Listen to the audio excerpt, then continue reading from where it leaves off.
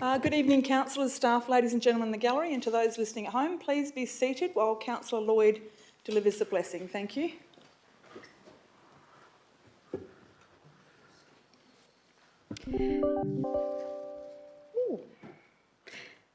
Heavenly Father, as we gather today, prepare us to be at our absolute best for those we're here to serve. We ask your wisdom and guidance in all we discuss and the decisions we make tonight. Bless this meeting and all those in attendance, either in person or from home, and above all, grant those of us entrusted with positions of power the insight to serve with passion, integrity and purpose. Amen. Thank you, Councillor Lloyd. Before we begin, I will acknowledge that we are meeting on the traditional lands of the Whadjuk Noongar people and pay my respects to their elders, both past, present and emerging. It is now 7 o'clock. I declare the meeting open. Announcement of visitors. No visitors to announce. Disclaimer. Members of the public are cautioned against taking any action on council decisions on items in which they may have an interest until such time as they've seen a copy of the minutes of the meeting or have been advised in writing by city staff. Record of attendance. We do have a couple of apologies this evening, and Councillor Zhang is an apology and Councillor Dewhurst is an apology, and Councillor Adams has a leave of absence for this evening. Councillors, are there any disclosures of interest tonight? No disclosures of interest. No announcements by the presiding member. Reports of delegates. Councillor Abetz first, thank you. Thank you, Madam Mayor.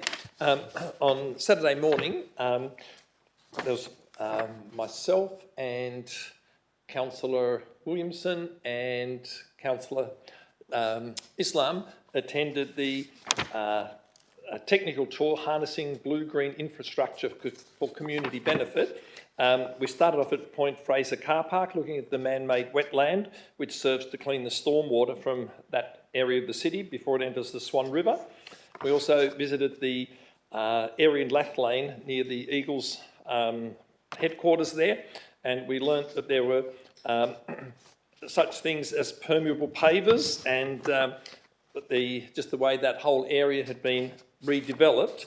It was an old area and it's such an attractive area, and how they've made provision for stormwater to be retained on site and so on. So that was very interesting. And what was even more pleasing for us as council from the city of Gosnells, that they actually showcased two things in the city of Gosnells. One, Bletchley Park, the different, as Bletchley Park has developed, they've I guess field tested different ways of dealing with stormwater and keeping it on site. And so we were shown those things, which I was familiar with, but that was very pleasing. And the other was we had morning tea at Robinson Park, and that was shown as a sort of a showcase of how to do things really well. So I thought that was, we kind of felt very proud and stood a little taller, but it was a very interesting time. And on the way back, we stopped at Wharf Street, where there was an old drainage sump, which I remember was just a big hole in the ground many years ago. And when we went there, I thought, wow, this looks fantastic. And it should do, because they spent $3 million on it. So, but it's certainly a very attractive little oasis in the middle of an older area with apartments and commercial areas. So it's a real little oasis for people to go and, I guess, reconnect with nature, if you like. And so it was a very worthwhile, very interesting tour. So I enjoyed the company of my fellow councillors, and it was a great event. Actually, it was Councillor Lloyd, wasn't it? Yeah. Councillor Lloyd was there. Lloyd as well. that went with me, that's right. Yeah. I said Williamson, that wasn't right. Right. Good council representation anyway. Thank you. Moving on for reports. Councillor Baines, thank you. Thank you, Madam Mayor. On the 18th of September, Councillor Adams and I attended the Metro Outer DAP meeting. This one was for an application for a service station on the corner of Albany Highway, Kenwick Link and William Street in Beckenham. So it was relatively straightforward, except for the applicant was seeking full access from William Street into the old Coates Hire vacant block there, which some of you may know that area of William Street is really quite hazardous, and people are going all sorts of different ways. So after a bit of debate, we managed to agree on restricting access coming from William Street right in, but full access from other ways. So everyone was kind of happy in the end with that agreement. It will be a really good addition to that area of Beckenham that has been vacant for a little while, and they're predicted to spend about $2 million on that development. Thanks. Councillor Baines, any further reports? No, thank you. We now move on to question time for the public and the receiving of public statements, and we have a number of questions and public statements tonight, so just bearing in mind that if it goes longer than 15 minutes for any of them, we'll have to move for a council resolution to extend that time. So we'll start with question time, and the first question is from Nasa Elsafin from in Thornley. Thank you. Nasa here? Nasa? Not here? Okay. Move on to Kathleen Edmonds from Orange Grove. Sorry? Okay, thank you. Move on to David Groves from Orange Grove. Thank you. Have a look at that. Good evening. My question is about the development application from 59 Reservoir Road, Orange Grove, for parking a prime mover and 2 trailers. Thank you very much. Will Council please consider an additional condition on the approval to reduce the potential for the applicant to unintentionally become non-compliant with this DA? It could state something like, no additional commercial trailers such as dolly trailers required to connect the 2 main trails together into an A-double are permitted to be parked at this location. An example for this condition is illustrated on page 18 of your agenda, where a dolly trailer can be seen attached to the rear of the prime mover and trailer. Thank you for your question, and I think, yes, a councillor could consider doing that. Director of Planning, do you have anything further to add to that? Thank you, Madam Mayor. From a planning perspective, the approval would, or the decision affects the use of the land rather than the road reserve. So the matter of vehicles on the road and how many trailers attached would be a question for main roads through the restricted access vehicle controls, but not from a planning point of view. Thank you. Thank you, Mr Groves. Do you have a second question? Yes, you have. Question 2. Thank you. Will Council please attempt to increase the quality of its development applications for commercial vehicle parking by encouraging applicants to fully follow the requirements of LPP 2.1, and some are restated in the application checklist, to provide photographs showing front, side and rear of the vehicles and other items. This has not been fully provided with this development application and with other development applications. But this one, at least they provided some photos this time, but no vehicle weights, and perhaps you could define what a vehicle is. Is a trailer part of a vehicle when towed? Thank you for your question, and Director for Planning, Mr Terrelling, will respond. Thank you. I think there was a couple of parts to that, Madam Mayor. We regularly encourage applicants to provide as much detail as they can, and sometimes it can be a bit of a battle. In terms of whether a trailer is a vehicle, it is considered to be its own vehicle. It has its own registration and it's considered to be a vehicle. Thank you. Your third question? Thank you. I've attached to this, I hope, an addendum. It's the form details for parking in commercial vehicles, addendum A. Will Council please consider modifying the form, because it can only be used for a prime mover and 1 trailer, but as is illustrated by the development application for 59 Reservoir Road, a resident may want 2 trailers and maybe an additional dolly trailer can connect the main trails together in the form of an A-double combo. This form will also have to ask the applicant for the length of 3 combinations, the prime mover and 1 trailer, again for the second trailer, and then for all 3 trailers. For your question once again, and Director for Planning will respond. Thank you. Thank you, Madam Mayor. Yes, we can have a look at the form. Thanks. Thank you, Mr Groves. Thank you. Now move on to Mr Leon Walker from Kenwick. Thank you, Madam Mayor. How many councillors, past and present, have commenced the Company Directors course or other training courses of the Australian Institute of Company Directors? I'll ask Director Bradbrook to respond. Thank you. Thank you, Madam Mayor. I'd have to take the question on notice. There are some, but I don't know the exact numbers off the top of my head. Thank you, Madam Mayor. Be the response to your other questions here as well. We'll have to take Well, them I'm on happy notice, but for you're the welcome to read them out or just have them on notice. I'm happy for the questions to be taken on notice. Okay, thank you. Thank you, Madam Mayor. Thank you. The next question is from Mr Brad Davey from Orange Grove.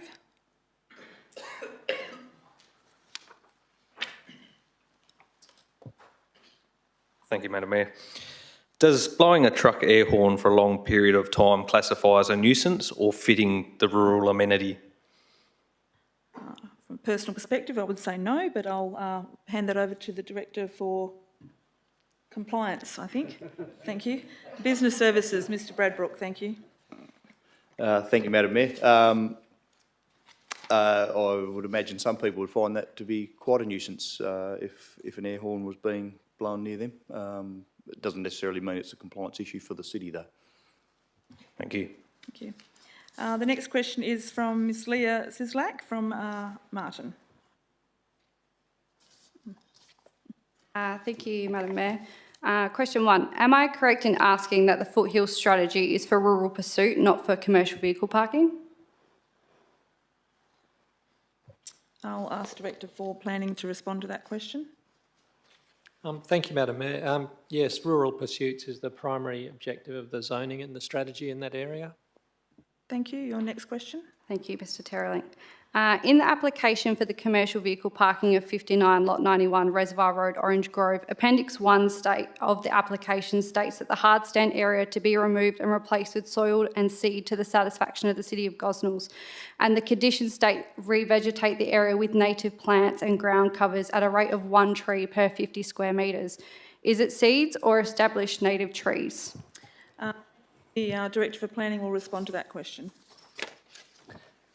Thank you, Madam Mayor. The exact detail would need to be negotiated with our planning team, but it's envisaged that there would be an overstory of trees at 1 per 50 square metres, and there could be an understory of grass or other vegetation underlying that. Thank you, and thank you for your questions. Thank you, Mr Terrelling. Do we want to give another opportunity for Nassar to ask these questions? Because I don't know if that was them that just walked in.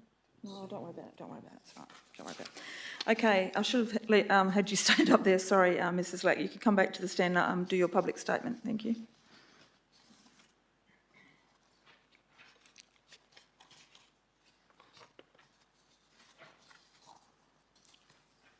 Sorry, I didn't realise I was going to come back up so quickly. All right, good evening, Madam Mayor and councillors and staff. I wish to speak on item 13.2.1 to the development application for 59 Lot 91 Reservoir Road, Orange Grove. As much as I want to jump up and down and speak about approving this application is rewarding bad behaviour due to their continuous non-compliance, tonight I ask you for support to protect the rural amenity and the rural lifestyle. That is a big part of the City of Gosnells and the rural foothills strategy by adding and amending the following conditions, please. Added condition, the applicant's hours of operation 7 a.m. to 7 p.m. Monday to Friday from his previous report to be re-added in as a condition of approval, please. Orange Grove is not an industrial zoned area. We are a general rural zone with homes, families and animals. It is not an industrial site and the applicant should not be able to come and go as he pleases. Boral and previous commercial vehicle parking have had hours of operation.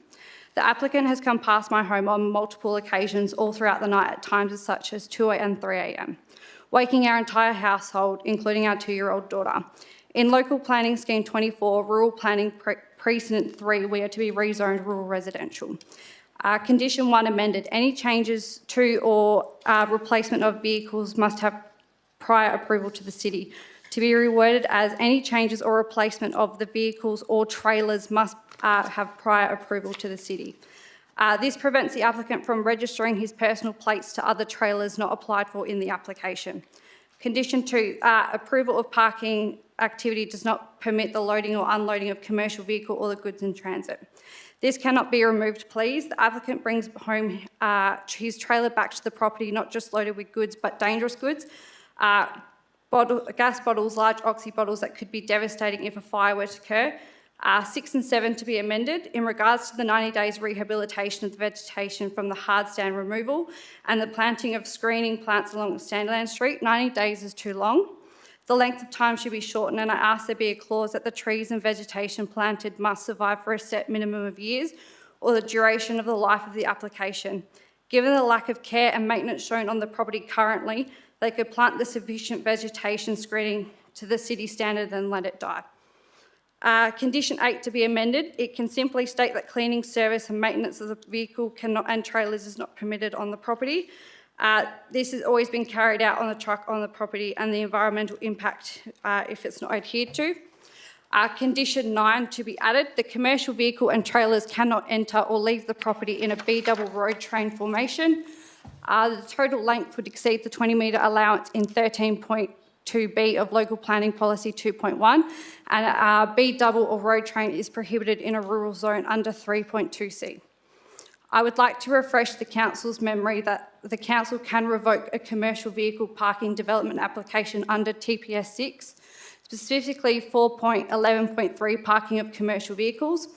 If a vehicle is parked with the approval of Council and if, in the opinion of Council, such vehicle is causing nuisance or annoyance to neighbours or owners or occupiers of the land in the neighbourhood, the Council may revoke its approval where either or, 1, the applicant is not... Mrs. Lack, can I ask you to round it up because you have gone over your 3 minutes? Thank you. Sorry, I've got like a little bit there. Yeah. 1, the applicant is not complying with conditions of approval. 2, the nature of nuisance or annoyance has been verified and the applicant has not rectified the source of nuisance or annoyance or non-compliance within 7 days of written notification, after which no person shall park a commercial vehicle upon land without further approval of Council. The OCM of the 26th of June 2007, the commercial vehicle parking development application for 25 lot 121 Standyland Street, Orange Grove, was revoked due to not meeting the conditions of the application. This is a man for far too long who has been taking advantage of the area.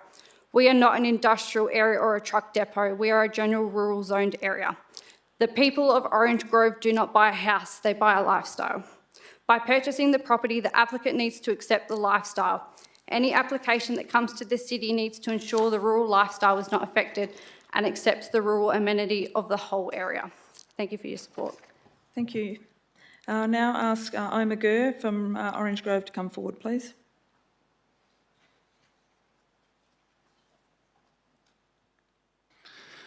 I pray for God's wisdom and forgiveness tonight, and for all of us to remember, love thy neighbour. Amen. Good evening, councillors, members of the community. My name is Omar Gur. I am here to speak on agenda item number 13.2.1 regarding the development application of my commercial parking vehicle at 59 Reservoir Road. I want to make it clear that I am not objecting to the agenda item itself, but but to specific conditions attached to it, and more importantly, to the ways certain councillors have mishandled this matter. I acknowledge that I made mistakes in the past regarding the development on my property.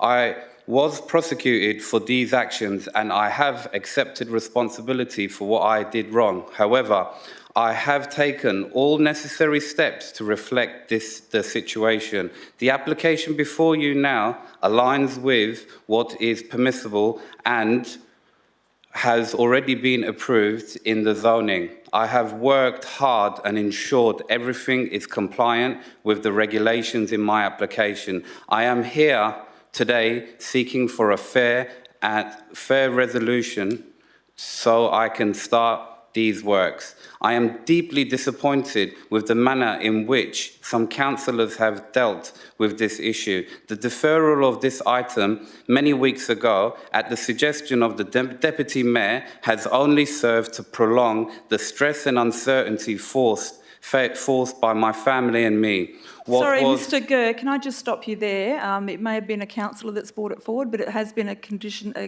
decision of the whole council. Okay. And I think that we've gone over and above to help you with this situation, so I think that's a little unfair of Okay. you to say that. So carry on, please.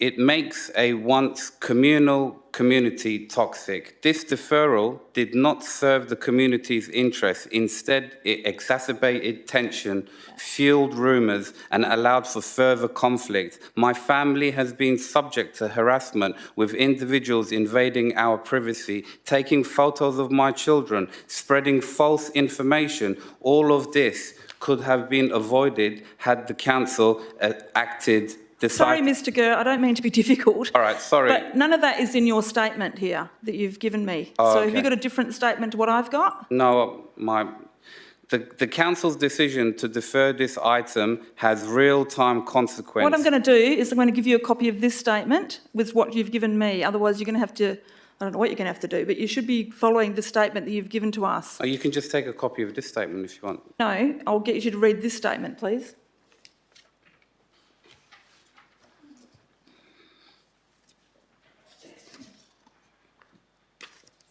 You're on the back page of it.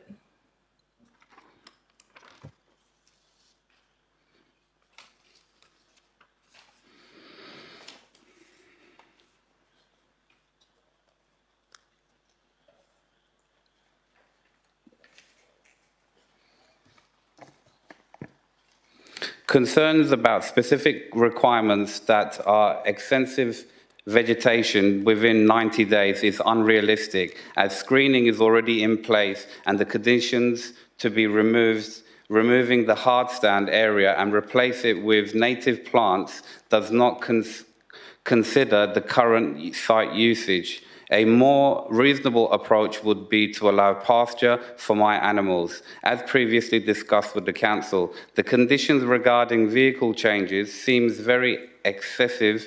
Whilst I understand the need for registration plate changes, this should not extend to beyond that.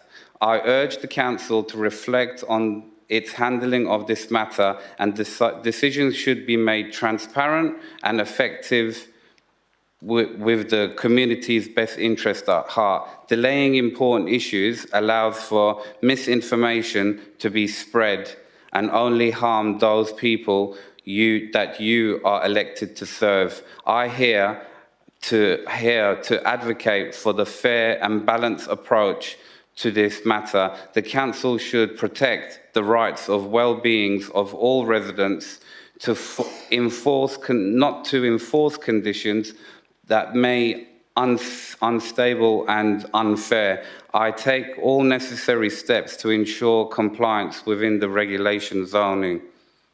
Thank you, Mr Gurr. Now move on. I'll have that copy of that statement back if you wouldn't mind. If you could just pass it to... Thank you. You can have the other statement. Okay, thank you. Now call upon Mr Brad Davey from Gosnells Road, sorry, from Martin.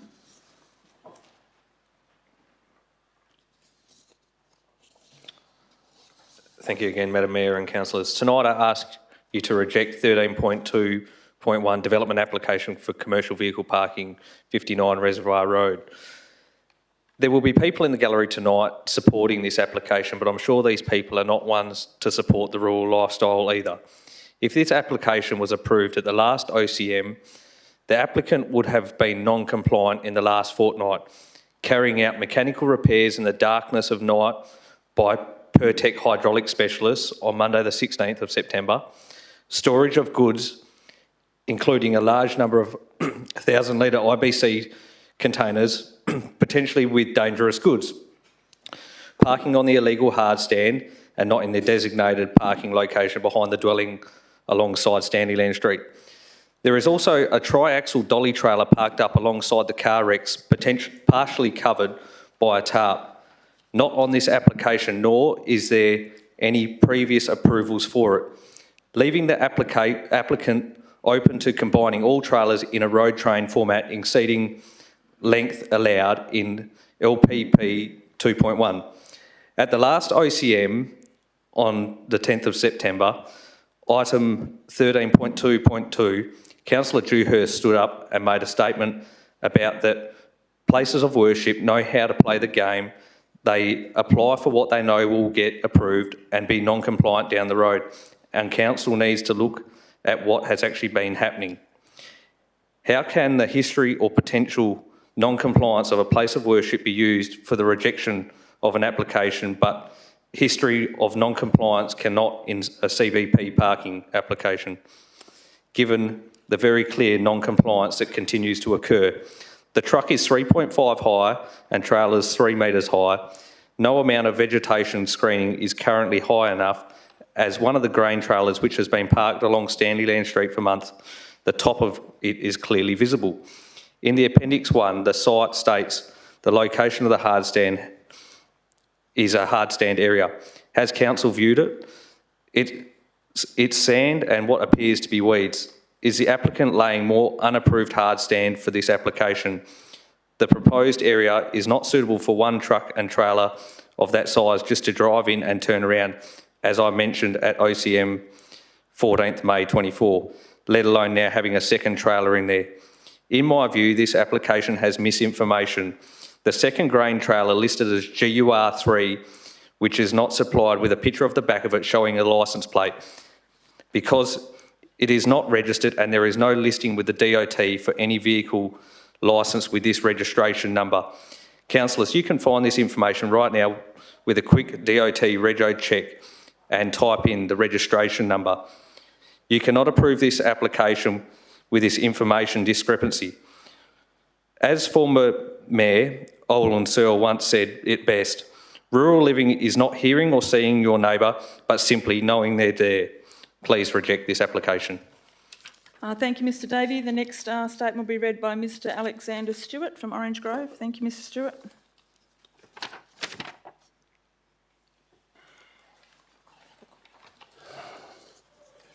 Good evening, Mayor, councillors and fellow residents. My name is Alex Stewart. I live in Orange Grove for the last 30 years. I'm here to address the council's handling of the development application for commercial vehicle parking at 59 Reservoir Road, Orange Grove. I'm appalled by the way this matter has been managed, both by certain councillors and through the toxic environment fostered on the Orange Grove Facebook page. These actions have not only served to victimise the residents of 59 Reservoir Road and the lake. Firstly, I want to emphasise that the council has handled, or I think the council have handled, this issue inappropriately. The deferral of this matter and the imposition of unrealistic conditions Reinforce what I said previously as a council decision that was made, so all councillors stand by that decision, including myself. Okay, Thank you. Okay. Moreover, the council's involvement and the Orange Grove Facebook page has contributed to a toxic community atmosphere. Neighbours who once got along are now at each other's throats, arguing and accusing one another with people living in fear. The council has a responsibility to foster a community spirit, not to fuel division and fear. Instead of using social media as a tool for constructive community spirit, not to fuel division and fear, instead of using social media as a tool for constructive dialogue, it has become a platform for spreading misinformation and escalating conflicts. A perfect example, that Reservoir Road resident was subject to a VRO from another resident at Vulcan Road. None of the evidence supplied for the VRO was substantiated. The day before the hearing, the applicant withdrew the application. The Reservoir Road resident was victimised and not able to defend himself at council meetings because the VRO and also his family was further victimised by other residents. A tragic situation for the entire family. Now, let me just see this, excuse me a second.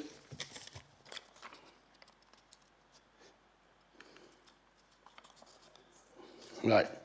This is why I submitted a petition to try and bring some sanity back to the situation and settle things down. It's ridiculous, because at the end of the day, those who are arguing want the same thing, a quiet, peaceful life. But we must acknowledge that times have changed.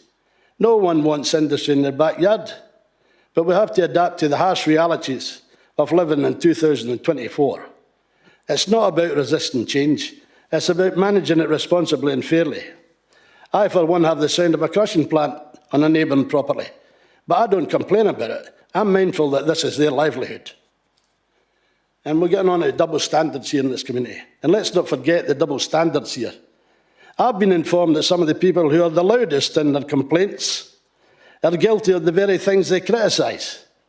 Take the person on Vulcan Road, for example, who allegedly ran a business from home for years, or the vigil in Gordon's Roses, reportedly doing Cass' job as a mechanic, with the constant parade of different cars parked there. Another eyesore. People that live in a glass house should not throw stones. Thanks, Mayor. Thank you, Mr Stewart. Moving on, I have Mrs Edmonds from Orange Grove. Good evening, councillors. I'm speaking on item 13.2.1. I request you refuse the item and vote against the staff recommendation.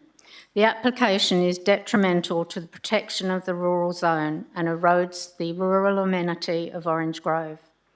This applicant operated from commercial premises in Belmont and chose to leave those premises and buy rural zoned land in Orange Grove and immediately begin operating his business. This was to the detriment of the rural amenity of other residents. The city is not here to reduce the operating expenses or give unfair commercial advantage to businesses choosing to operate outside of appropriately zoned areas.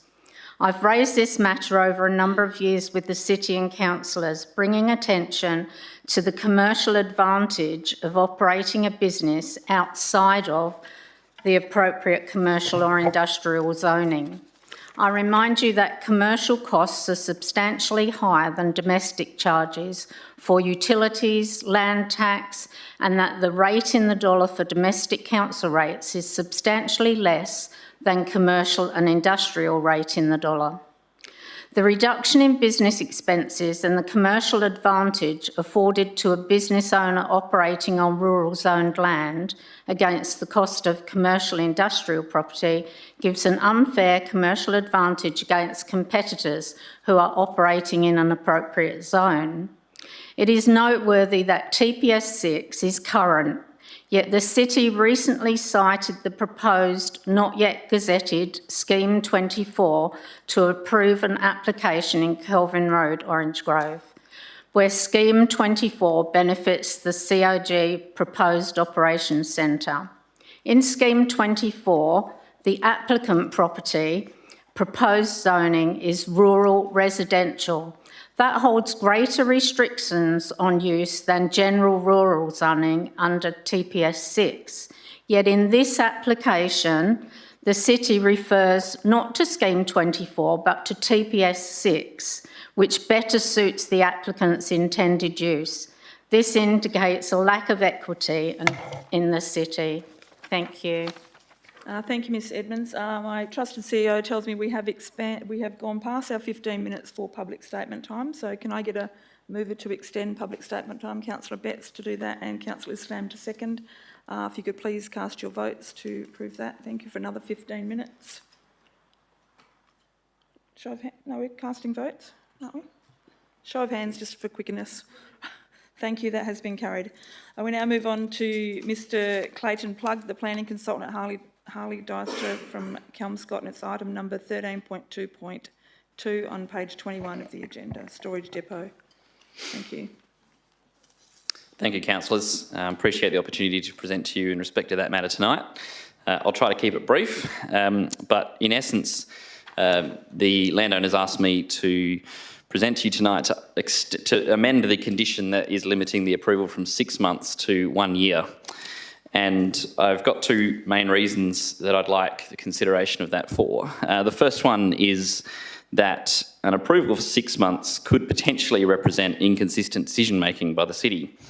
The agenda report states there's only been a couple of exceptions in recent times, but I don't quite agree with that statement, given that there have been very recent examples where more extensive approvals have been granted. And one of those occurred only 2 months ago at this council when the council approved a development for a very similar use on Victoria Road, which is within the same structure planning precinct, and they did so for a time of 1 year, or I think it was till the end of the financial year of 24-25. So that's one example that hasn't been mentioned in the agenda. And I do want to raise that one because it does seem to show a little bit of inconsistency in terms of the outcomes that can be achieved by applicants in Precinct 1 of the Mooksy. So, I don't really see any distinguishable difference either between that particular application. I happen to be the applicant for that one, and also when I compare that with this one, there's not a lot of difference. And so, for that reason, I'm requesting that council amend the conditions so that it can be approved for 1 year. And then secondly, I do understand the desire to limit the approvals in terms of their time frame, because obviously a structure plan is going to be approved soon. And so I'm certainly not objecting to that. I do note initially we'd asked for 2 years, but we're happy to accept a 1 year approval on this. And to that end, my second reason for that is that once the structure plan's approved, our client then has to go through a process of determining what it is that they want to develop at the site, whether it be, via a development application or a subdivision application or similar. That can take, some time for them to do that. Maybe it takes a couple of weeks once they understand or are fully cognizant of the structure planning provisions in the final form of the document. Then after that, they can apply, and that typically takes another 3 months to get a development approval or a subdivision approval. This particular one you're considering tonight's been with the council for 6 months for different reasons, but that kind of shows you how this normally plays out. And so once you factor all that in, you'll then have an approval, hopefully within 6 months of the gazettal. And then after that, you've then got a time of getting things like, engineering approvals, maybe finalisation of the design, some little things there. Then there's the tendering process and contractual arrangements that you have to enter into with civil or construction contractors, mobilisation to get to the site. All these kinds of things typically do add another 6 months. And so then, as a result, 12 months, I think, is quite a reasonable time before the shovels are actually going to hit the ground. And so simply on that basis, I'm asking that condition be amended. Thank you. Thank you very much.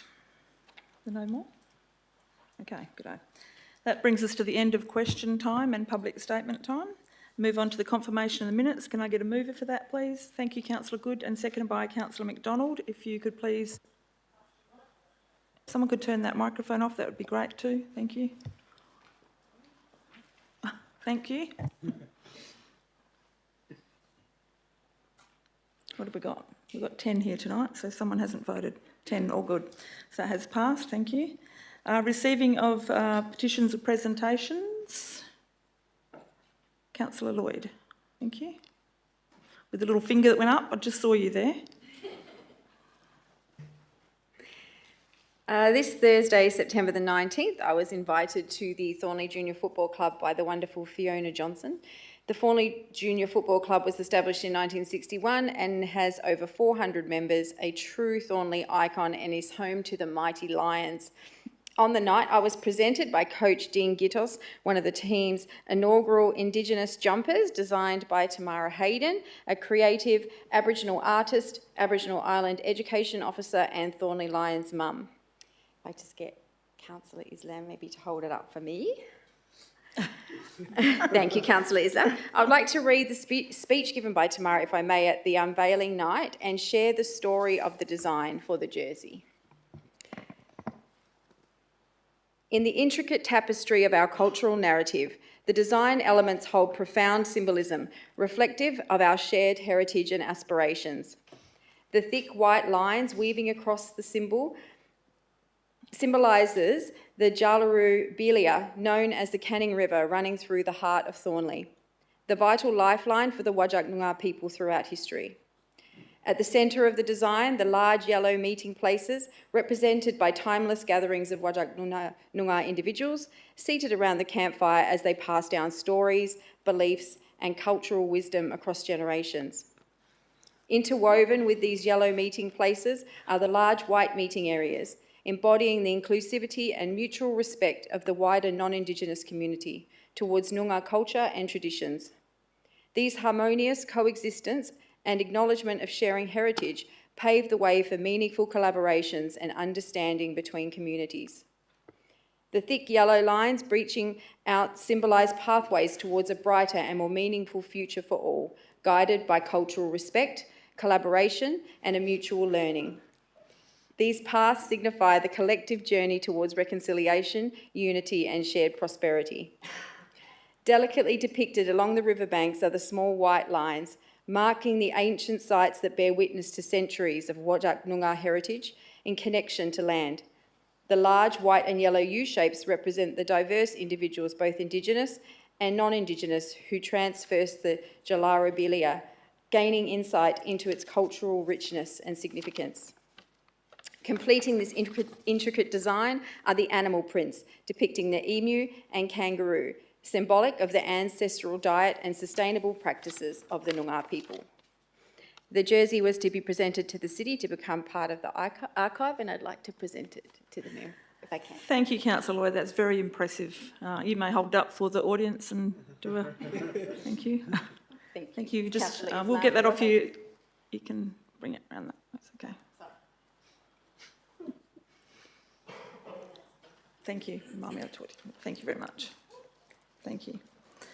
Thank you, and thank you to the Mighty Lions Football Club. Moving on, any other presentations or petitions? No, thank you. Are there any applications for leave of absence? I've got one here from Councillor Barley Singh, who seeks a leave of absence from council from the 12th of the 11th to the 12th of the 11th, which just includes the one council meeting, and it's for Garnamack Festival. Yes. Can I get a move for that, please? Councillor Baines to move that. Councillor Islam to second that. Councillors, please cast your vote. Thank you.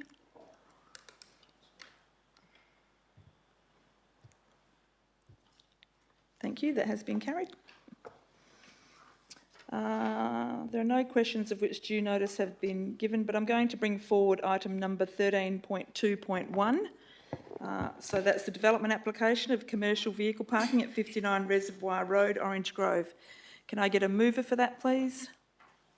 Councillor Islam to move that. Councillor Lloyd to second that. Councillor Lloyd, can you turn your microphone off, please?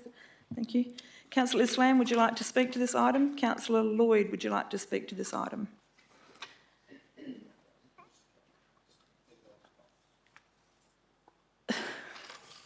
Councillor Betts? Yeah. Before you do yours, Councillor Betts, I think it might be fitting that I put forward my proposed amendment to the motion first. I know councillors have got this all on their desk, but I will read it out in the interest of the gallery. So I, Mayor Lyons, propose the following, that the staff recommendation be amended as follows. This is in condition 1, after the words any changes to insert the word registrations to that sentence, which will now read, any changes to registrations or replacements of the vehicle or trailer must have prior approval of the city. Condition number 2, in condition 6, delete the number 90 for 90 days and replace it with 45 days and insert the following additional text at the end of the condition. The screening plants and vegetation are to be maintained for the duration of the development to the satisfaction of the city.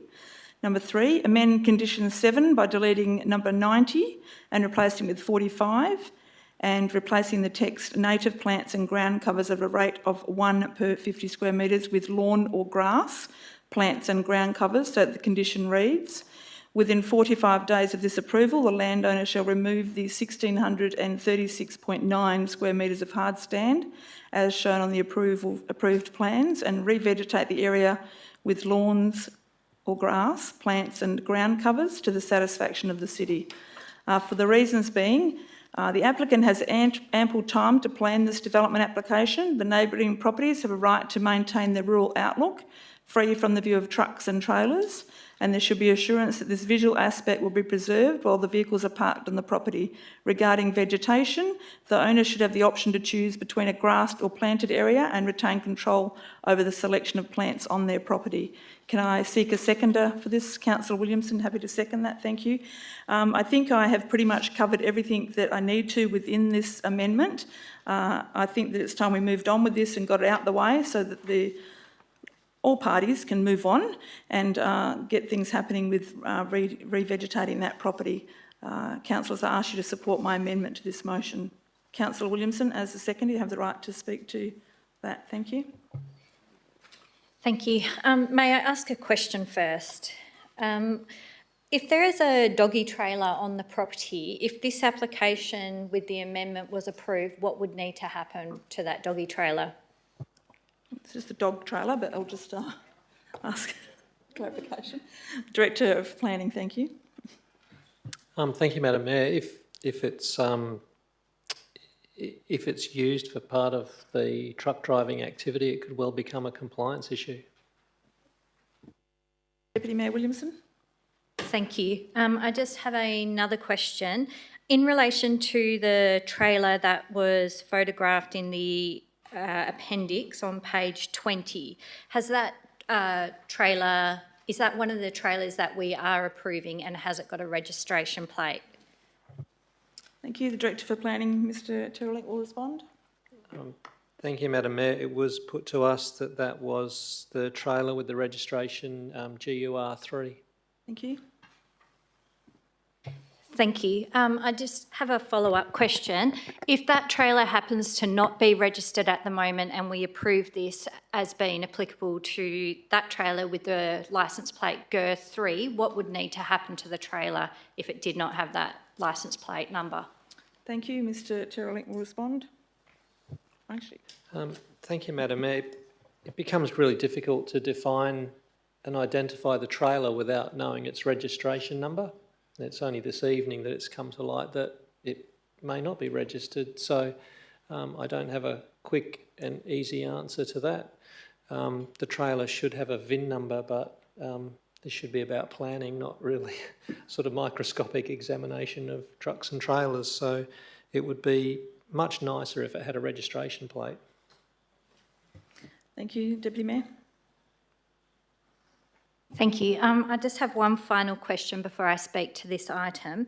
To the Director of Planning again, can you please touch on, there was TPS 6 section 4.113 raised in the public statements and questions. Can you please specify what that has to do with this application? Thank you, Deputy Mayor.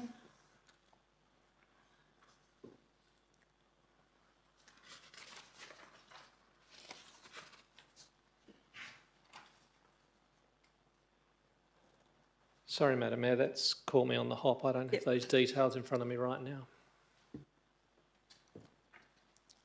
Thank you.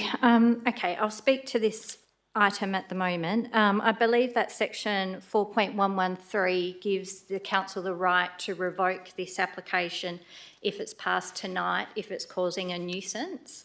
But I'd like to speak in support of the Mayor's amendment that she's put forward. I think since the deferral on the 14th of May, the deferral reason was so the applicant had an opportunity to agree a plan to resolve the unauthorised hard stand area, which appears to happen through condition 7 of this application. So I'm satisfied that that can be met now. And I think it's very important that we have a designated parking area that's screened. I've been past the property on a number of occasions since this has been quite a prevalent issue with this council, coming back a number of times.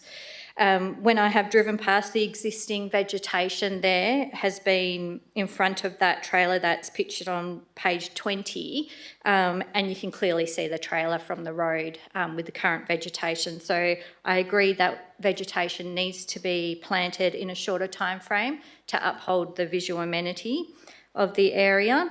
And the hard stand area has been there for a number of months and has been an item of contention. So I think the applicant has had ample time to rectify that. So the shortening down to 45 days is fair and reasonable. I do want to point out that planning decisions are not about taking a side at all. It's about taking fair and assessing the information and making a fair and reasonable judgment that complies with planning outcomes. This area is zoned rural and it will be zoned residential rural. At no stage is it planned to be zoned commercial or industrial. So I think council allowing a discretion for a driver to have one vehicle parked there is reasonable, provided it doesn't have an impact on nearby neighbours and doesn't reduce the rural amenity. In this circumstances, we're stretching that even further to allow a truck and 2 trailers now, and we're allowing it with a lesser setback than our policy would ordinarily allow. So I think we've made quite reasonable discretion here for the applicant so he can operate his business on the property that he has purchased and tried to minimise the impact on the local community while still upholding that this is a rural area. So I fully support the Mayor's amendment and I ask councillors to do the same. Thank you. Thank you, Councillor Williamson. Is there anyone else who would like to speak on the amendment? Yes, thank you. Your amendment continues the words in condition 1 of any changes to or replacement of the vehicle must have prior approval of the city, and the registration, you add that. Yeah, sure. The focus of my question is, excuse me, is any changes to, what does that actually require? Any change to, say, the Kenworth Prime Mover, if you were to remove the spotty lights at the front and replace them with LED lights, that is a change to the truck. If you were to change the paintwork on his truck, that would be a change. I'd just like to sort of put on public record that that would not constitute what we understand by change. No, this amendment covers any changes to registrations or replacement of the vehicles or trailers only. It's nothing to do with the paint colour. I said the change only applies to the registration. Yeah. Okay, I'm very happy with that then. Thank you. Thank you. Councillors, I haven't got anything further to add that other than if you could please support the amendment. Thank you. That was me closing. Or did you have something else? Sorry, Councillor Good. I will withdraw my close and I will allow you to speak. Thank you.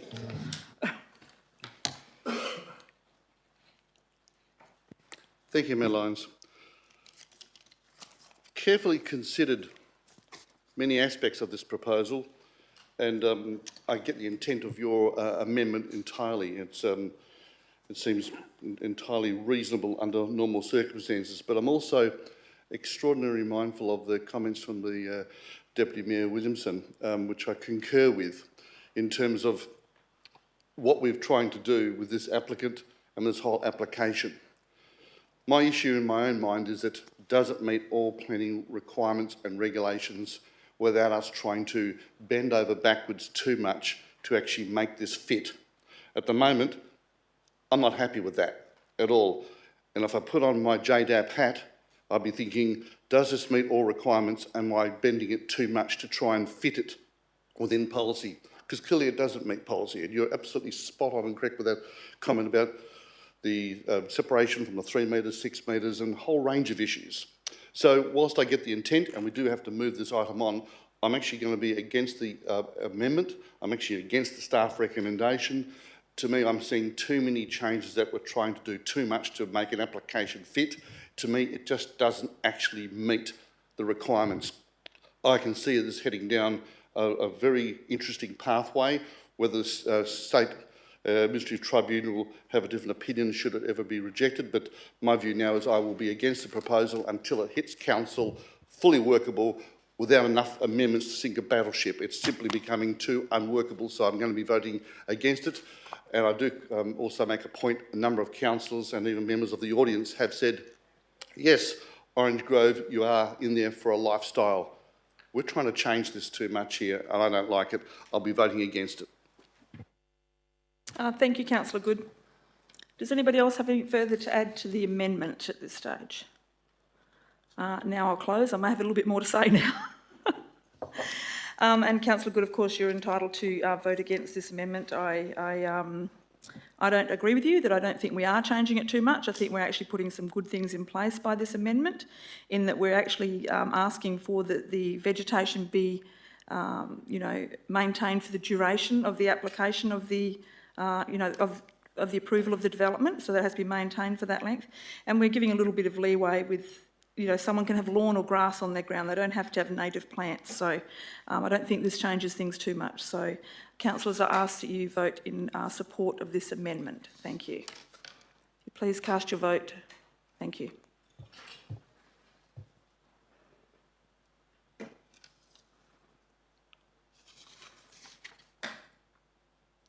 Thank you, councillors. That amendment has been carried. We'll go back to the original item now. Is there any further debate on the original item? Councillor Betts, thank you. Thank you. Madam Mayor, I'd just like to move an amendment to condition 8, and it reads as follows.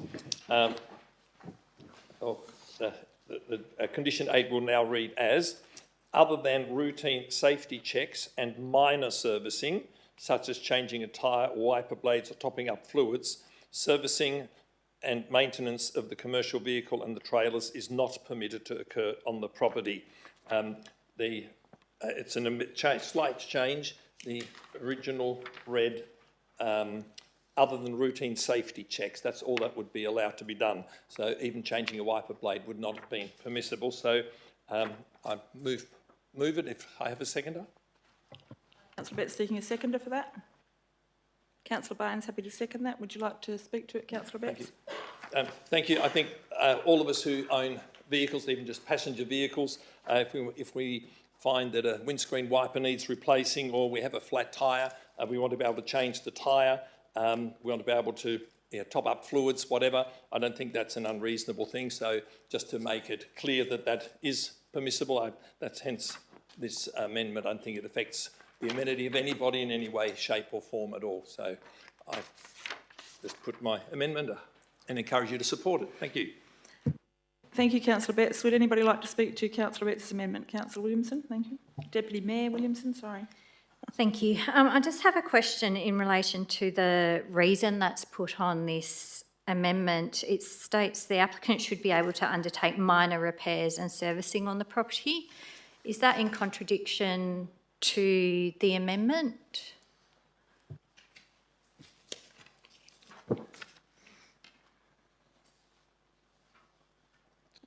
His amendment is, sorry, Councillor Betts, would you like to address that?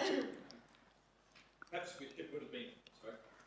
Perhaps it would have been clear, minor repairs and minor servicing, because like changing a wiper blade is considered servicing. You could regard it as a repair. It's very minor stuff. But basically, what I want to avoid is where the requirement is you can only do safety checks, and if he finds something that needs topping up, for example, he's actually not allowed to do it because he only can check it, he can't actually fix it. So just to make sure that he actually has that freedom to do those very minor things, I just thought it would be appropriate because I think this operator is going to be under very significant scrutiny by his neighbours, and so I think we just need to make sure that we do allow for that to be allowed. Yeah.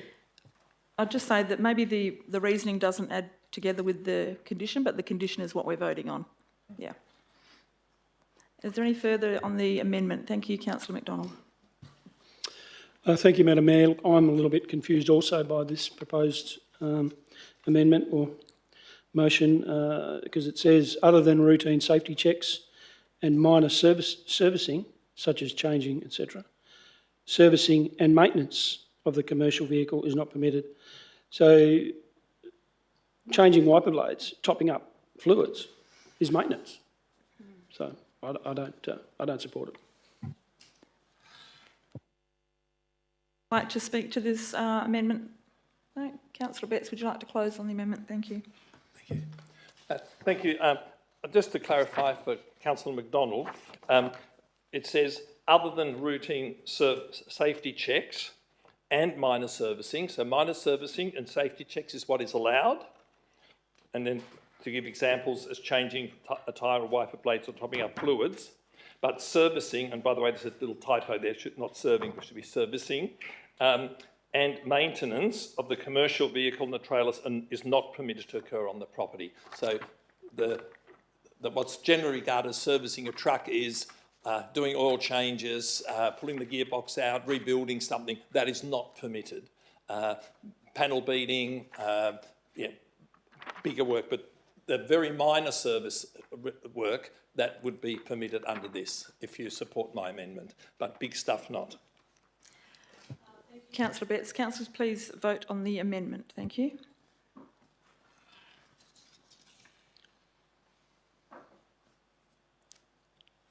Councillor Betts, your amendment has been lost. Go back to the original item, councillors, if you would like to. Is there any further debate on the original item? Councillor Lloyd, thank you.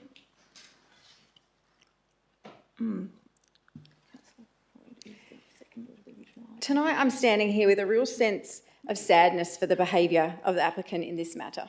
It's disheartening to witness repeated non-compliance for regulations that are put in place to protect the amenity of our rural community who live in Orange Grove. Unauthorised clearing and hardstand development, unauthorised parking of multiple vehicles, repeatedly ignoring requests for compliance resulting in prosecution admitted even here by the applicant tonight. We're taught when we become new councillors not to consider past behaviour when making decisions on a new application. We're told not to sway on our feelings in a matter, but to stick to what is written. Well, Mr Gurr is asking exactly that of us tonight. He's asking us to sway from the policy. He's asking for leniency to the rules, in asking us to allow for a 3.4 metre setback rather than a 6 metre required under our framework. There is a lot of arguments over conditions back and forward on this application, but this one allowance alone, in my opinion, is cause for refusal.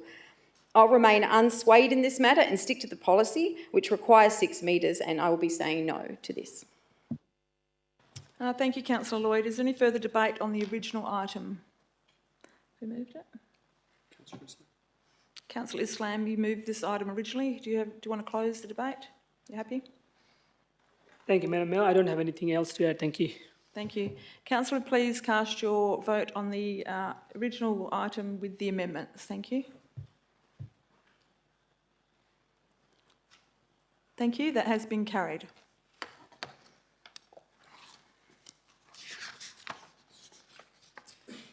Now we'll move backwards to members of the gallery. That item has been carried, so you're welcome to stay for the rest of the meeting, or you're welcome to leave now as you see fit. Thank you for coming. Item number 13.1.1, Charles Hook Park and Improvement and Development. Can I get a mover for this, please? Councillor Good to move this, Councillor Williamson to second this. Councillor Good, would you like to speak to this item? Thank you. Thank you, Madam Mayor. Yes, I certainly want to speak to the item. This one's been going on for many years, and it's so nice for it to come before the council now for a concept plan, which I'm absolutely thrilled about, and I can't wait till next year when it actually hits our budget. But for 30 lots, residential lots, in the middle of Huntingdale, I'm saying you beauty. And what I'm loving about it was even the opening remarks from the actual item that the staff have prepared in terms of the good work we did with Robinson Park, when that was a 42-unit lot. This one is 30 lots. And the fact that we could beautify with a better way of actually having lots of land to the public. And I'm looking forward to your amendment coming through, Mayor Lyons too, because that looks good. But I'm just to be pleased that after all these years, I'm into my 11th year and I've been remembered talking about Charles Hook in year 1. So it's like, guys, can we hurry up and get on with it? Having said that, we weren't the hold-up.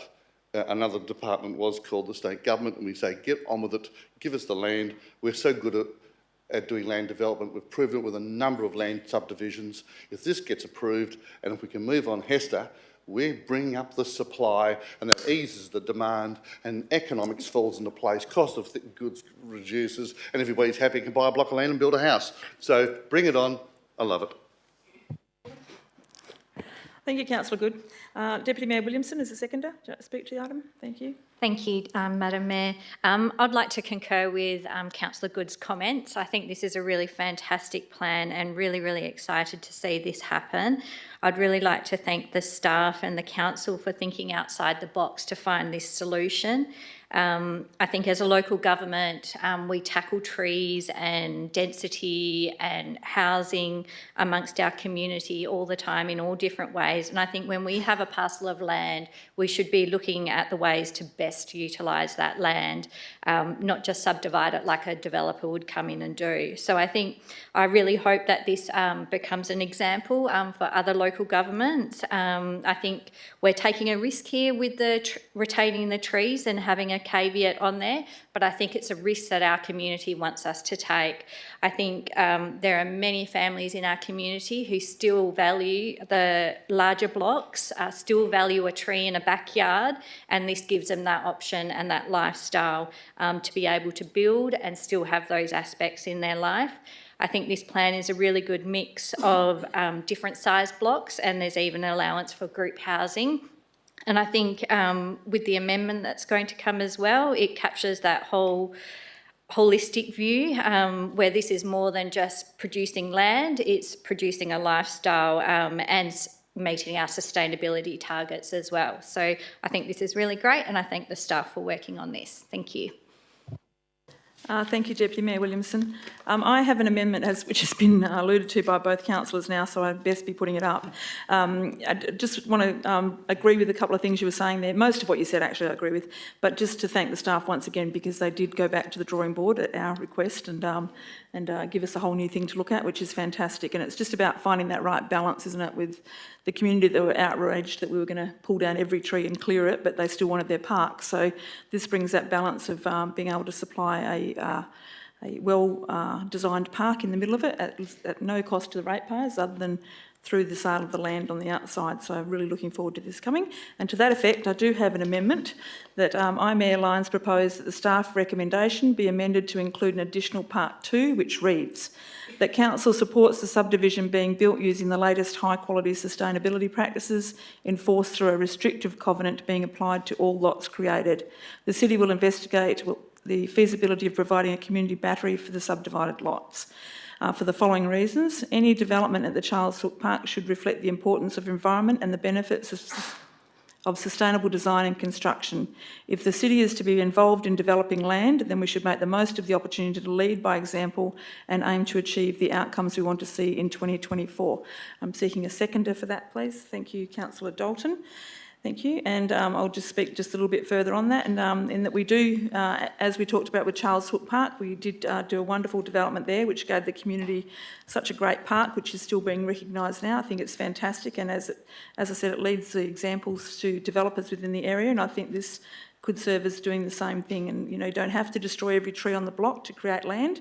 And hopefully, if this does become as popular as we hope it does and as well sought after land there, then maybe other developers might think about not pulling down every tree and actually leaving a tree in a maybe a little bit bigger lot so people can actually have a backyard once again.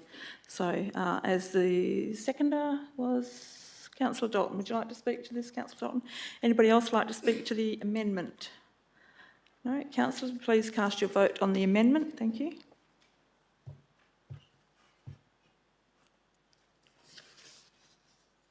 Thank you, councillors. That has been carried.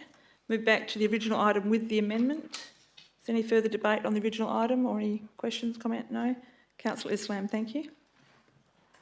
Thank you, Madam Mayor. I also support this fantastic report and then also the recommendation made by the staff. I guess noting there is no direct financial implication associated with council adopting this plan tonight.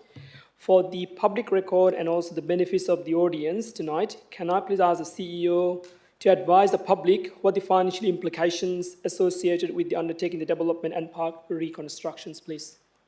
Thank you for the question, Councillor Islam, and CEO will respond. Thank you.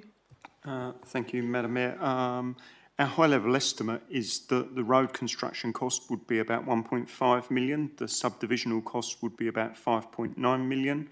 Given a total estimated development cost of about 7.4 million, we reckon that the value of the lots produced will be around 10.5 million, giving at least $2.5 million profit. Thank you, Councillor Islam. And thank you, Mr. CEO. Is there any further questions or on this item? No. Councillors, if you could please cast your vote. Thank you.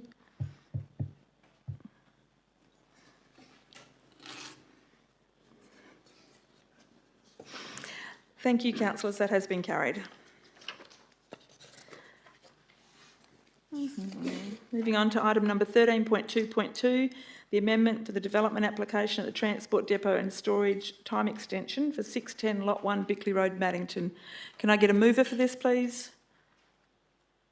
Councillor Baines to move this and a seconder. Councillor Williamson to second this. Councillor Baines, would you like to speak to this item? Councillor Williamson? No, any further debate? Councillor Abetz, thank you.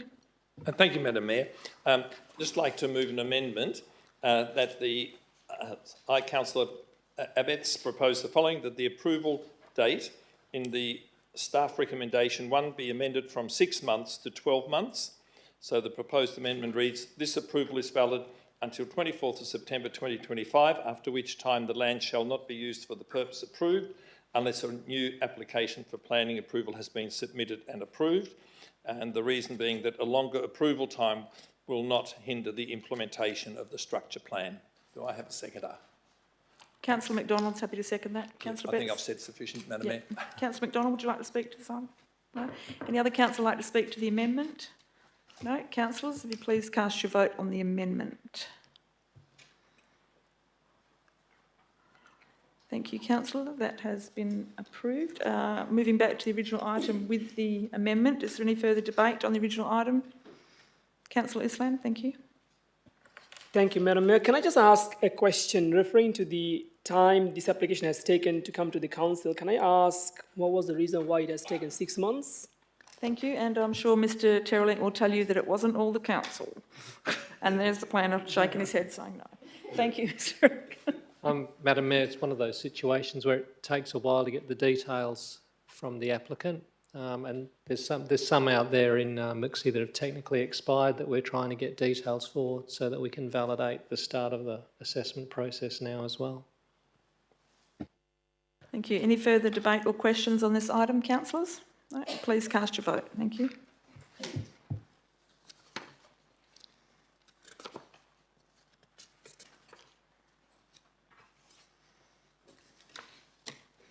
Thank you, councillors. That has been carried. Moving on to item 13.2.3, the development application for proposed roadworks and retaining walls at Lot 72 and Lot 73 Victoria Road in Kenwick. Can I get a mover for that, please?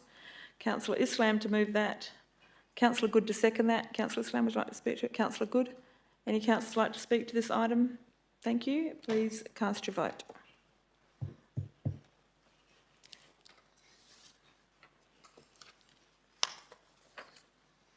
Thank you. That has been carried.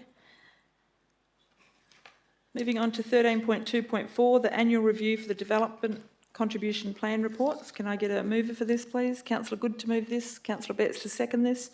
Councillor Good, would you like to speak? Councillor Betts? Anybody else want to speak to this item? No? If you could please cast your vote. Thank you.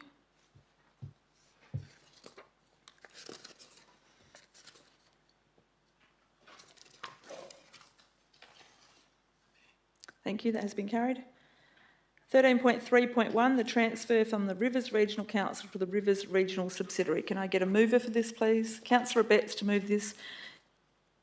Councillor Lloyd to second this. Councillor Betts, would you like to speak to this item? Madam Mayor, it gives me great pleasure to be able to move this motion because as one of your representatives on the Rivers Regional Council, it's been something we've been working on for so long, and I never realised just how long people can stretch something out in terms of trying to get a decision made. The idea of a subsidiary was built into the legislation some time ago, and this is actually the very first one, I understand, that's coming into existence. And because of that, all the bureaucrats were just so ultra cautious in making any decision and wanting to go back and double dot all the I's and double cross all the T's, etc., but it looks like we're just about there. So that will be a significant saving in terms of the cost of how we run the operation, because at the moment Rivers Regional Council actually operates as a local government body and therefore has to comply with all those different things. Whereas if it's run as a subsidiary, where the staff from the different councils that are part of it it's part of their job to run the show, and so it just simplifies things and keeps costs much lower. And so I think this is a really good outcome, and I just hope that every other participating council does what I'm hoping you're going to do, and that is approve this, and then we should be able to wrap it up probably in the next 12 months. That's how long it'll still probably take. So. Thank you, Councillor Betts. Councillor Lloyd, would you like to speak to this item? Anybody else? I just wanted to add that the timing of this is quite good because for those that don't know, the Rivers Regional Council was originally set up to get the waste to energy facility up and running. Now that that is up and running as of last week, we are now burning waste down at Kwinana. All of our waste is going down there for the waste to energy facility, which is now to be called the Resource Recovery Centre, I believe. Kwinana Resource Energy Recovery. Yes, new name for that, but anyway. So it's good timing for this to come to an end, and glad to see it come. As we talked about earlier, this started back in, I think, 2018, maybe 19 at a push, but I think it was 18 that this started, and so that's how long it takes to get a subsidiary through, sadly. But anyway, happy to support the officer's recommendation on this item. Thank you. Any further comments or debate, councillors? No? If you could please cast your vote.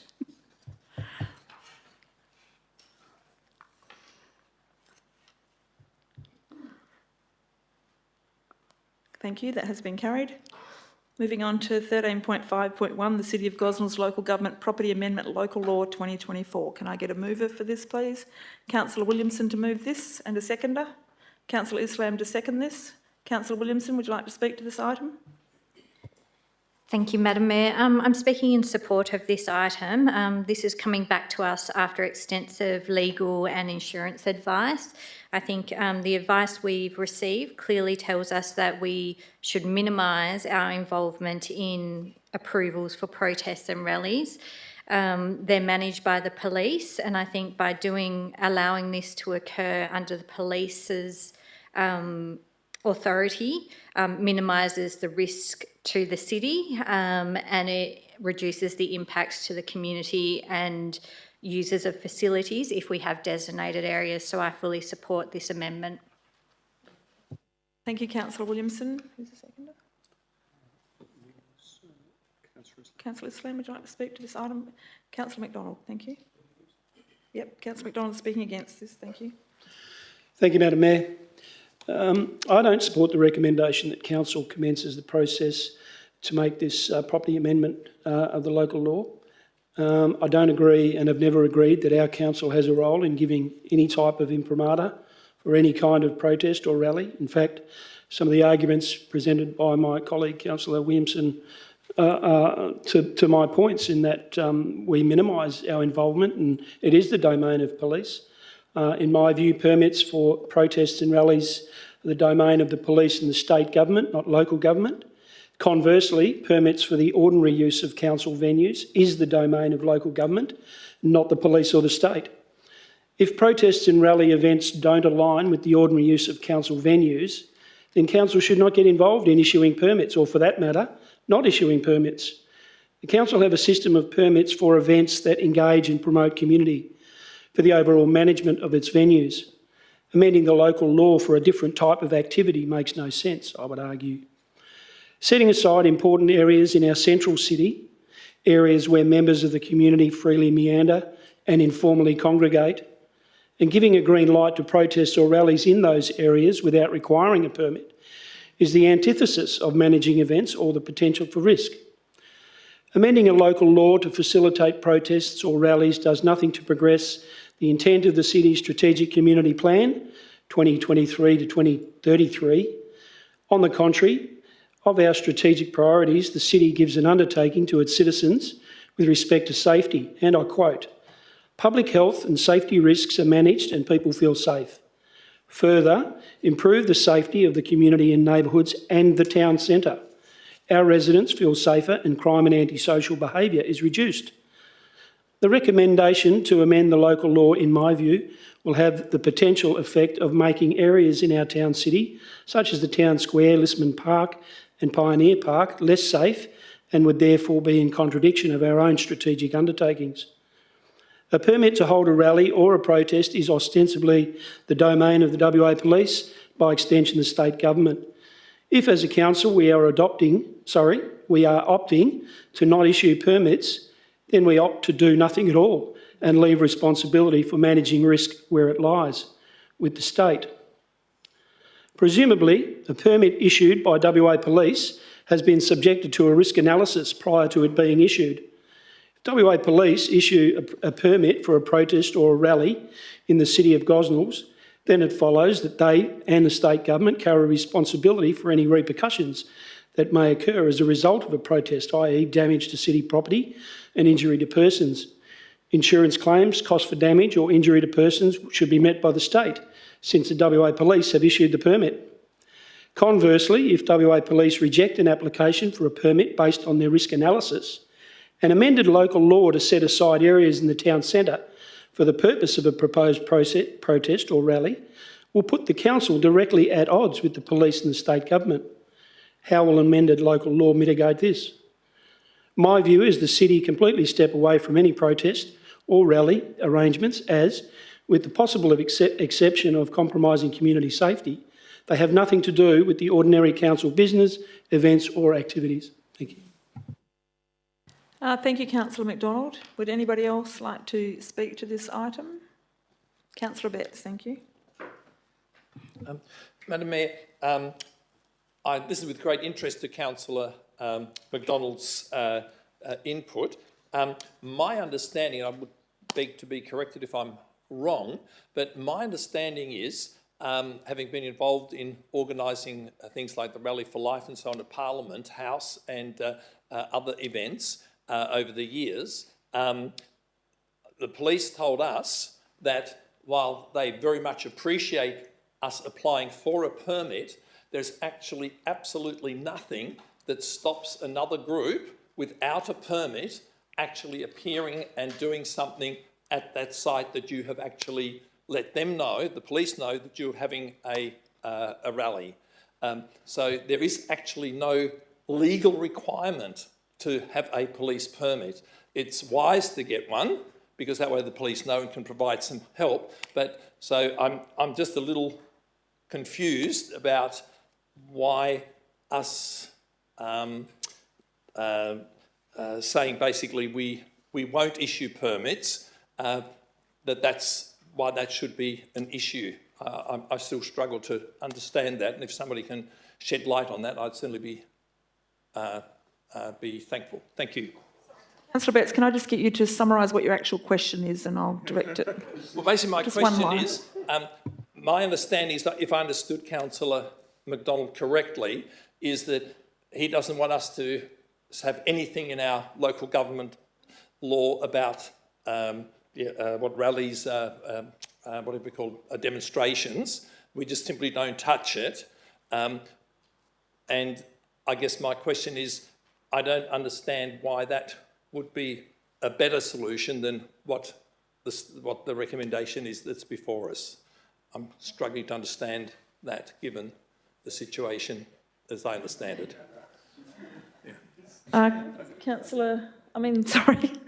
Director Bradbrook or CEO, maybe you could respond to that with your technical advice. Thank you. Thank you, Madam Mayor. I'll risk having a go at that one. Choice of words, risk. What the local law proposes is that in particular locations, you wouldn't need to get the city's, you wouldn't need to get a permit from the city to hold a protest. As the local law is written at the moment, as soon as you want to have a function or an event on local government property, you need to obtain a permit from the city. And a protest or a rally would meet the definition of an event in the local law. So if someone wanted to have an organised function, as our local law stands at the moment, they can't do that unless we give them a permit.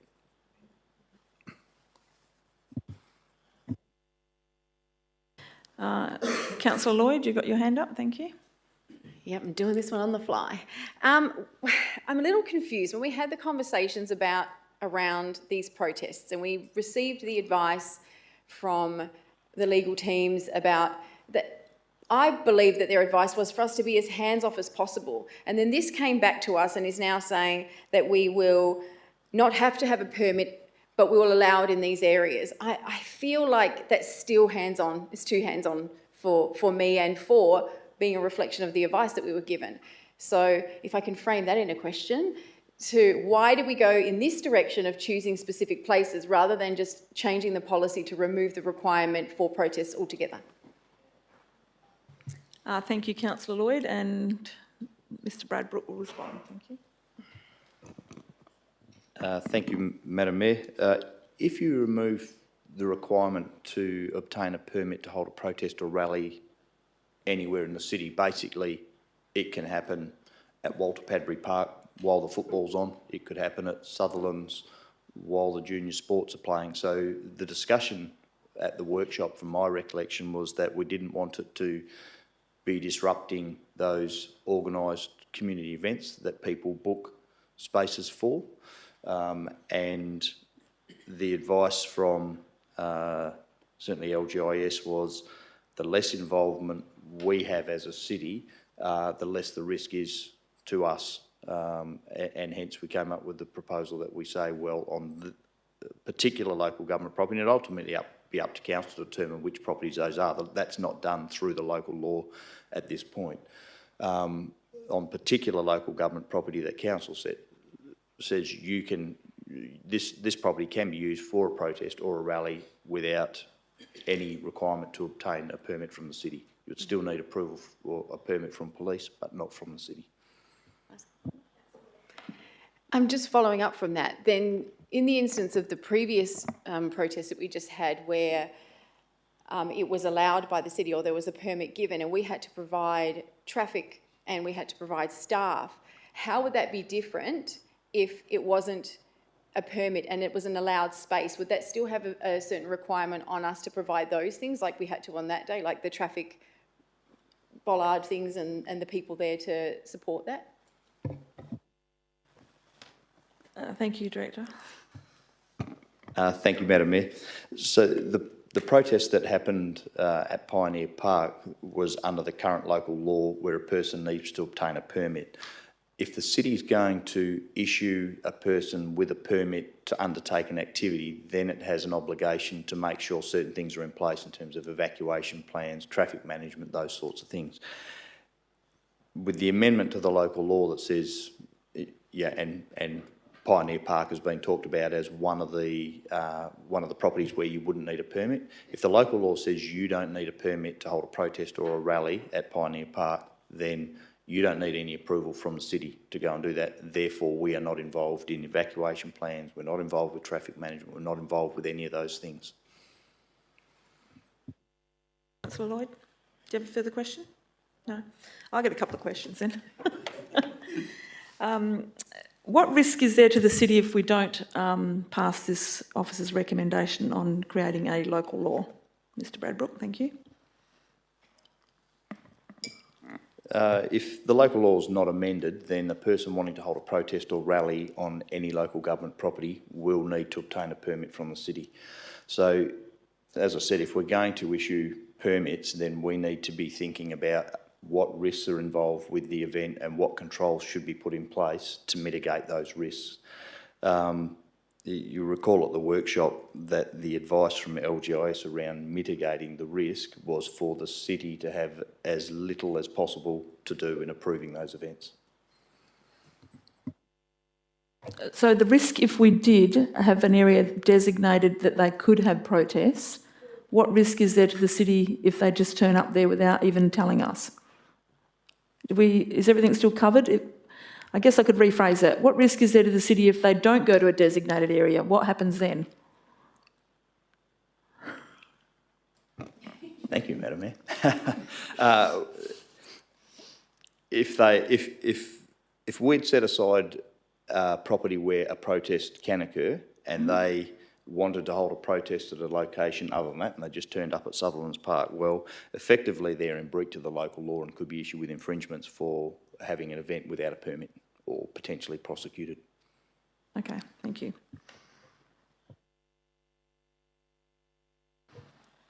Is there any other questions or... Thank you, Councillor Lloyd.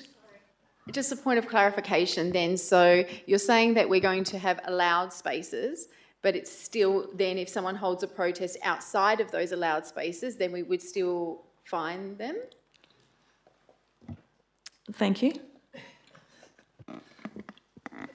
Thank you, Madam Mayor. Well, if a person wanted to, if we said that we set aside Pioneer Park as the only place where you could have a protest or a rally, and a person really wants to have one at Walter Padbury Reserve, they could still apply for a permit. Okay, so if they apply for the permit, then we will need to think about what conditions need to apply to holding a protest or rally in that location. If a person did want to have a protest at Walter Padbury Park, our first advice would be, if you want to consider going somewhere else where it would be much easier, like Pioneer Park. But if a person was hell-bent on having it at a particular location, then they would need to get a permit. And more than likely, given how the last request for a protest played out, that's coming to council for a decision on that. Do you have a further question, Councillor Lloyd? You're good? There's no waiting. Anybody else got any questions or debate on this item, councillors? No? Councillor Williamson, would you like to close on your debate? Thank you. Thank you, Madam Mayor. In closing, I want to thank the other councillors for raising their questions and concerns. From the sounds of it, we are all after the similar outcome. And I think that outcome, to simplify it, the outcome is we want to minimise the impact on our community, we want to minimise the risk to the city, and we want to not restrict what the democratic right to protest is. So I think the way that we've got an option here to either change the local law as it currently stands, we would have to get involved in every protest application. What this change is to go, okay, here's some areas that will have the least impact on the community, and those are the areas where we don't need to issue a permit. And by not issuing that permit, we minimise the risk and liability to the city, and not have a protest occur in an area where there are children playing sports or a programmed event being disrupted. So I think this really is the only option to allow some form of protest, which is approved by the police, to occur within the city, because we really don't have the right to not allow it. We only have the right to assess the application and issue a permit, and that's when we get the risk, because we could be putting conditions on that permit that could open up problems, because it may be traffic management, it may be fire, it may be safety, and that's where the problems lie. So I think I'm comfortable in supporting this staff recommendation. Thank you, Councillor Williamson. Councillors, please cast your vote.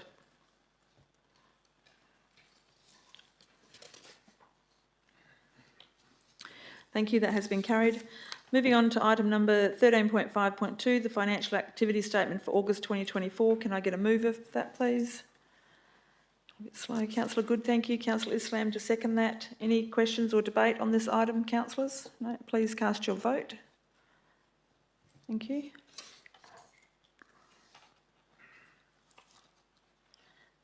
Thank you, that has been carried. Item number 13.5.3, the payment of accounts for August 2024. Can I get a mover? Councillor Dalton to move that. Councillor Betts to second that. Any questions or debate on this item? Councillors, please cast your vote. Thank you.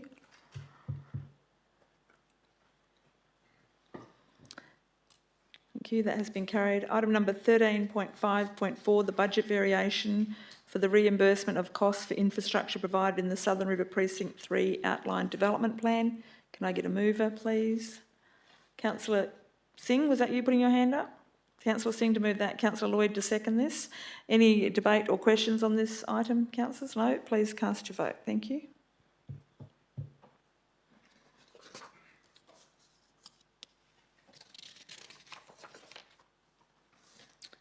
(13.5.5). Oh, sorry, that has been carried. Getting ahead of myself.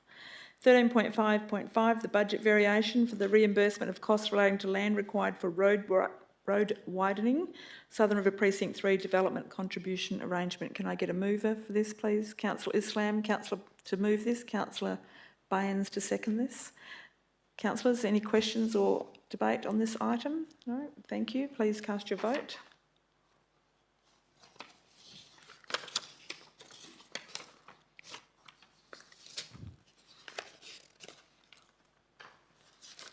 Thank you, that has been carried. Moving on to item 13.5.6, the tender for 01-2024 Peace Park upgrade, landscaping, drainage and boardwalk. Can I get a mover for this, please? Councillor Lloyd to move this. Councillor Dalton to second this. Councillor Lloyd, would you like to speak to this item? Councillor Dalton? Any other councillors? I'll speak to it then if no one else wants to. This is fantastic to see this finally come to fruition. For those listening at home, draft concept of this for the Maddington area for Peace Park, and I really do look forward to that being completed. It's going to be...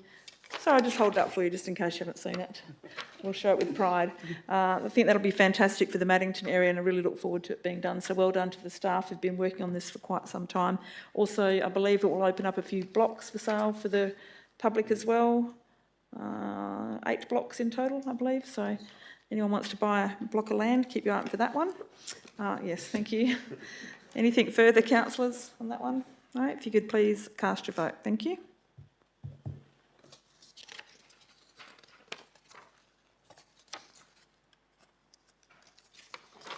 Someone hasn't voted.